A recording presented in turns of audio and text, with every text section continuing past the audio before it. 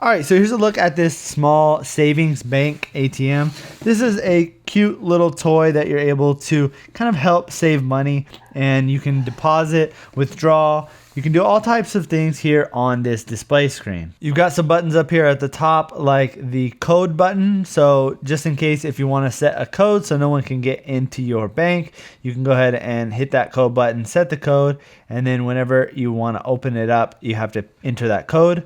It also has things like the deposit, so you can click on the deposit, you deposit money down into the side there or in the middle, and then it'll go ahead and add it up and put it in your balance. Now on the right side, you can see that it shows your balance as well. So if you click that button, it's going to click and show how much balance you actually have in the bank.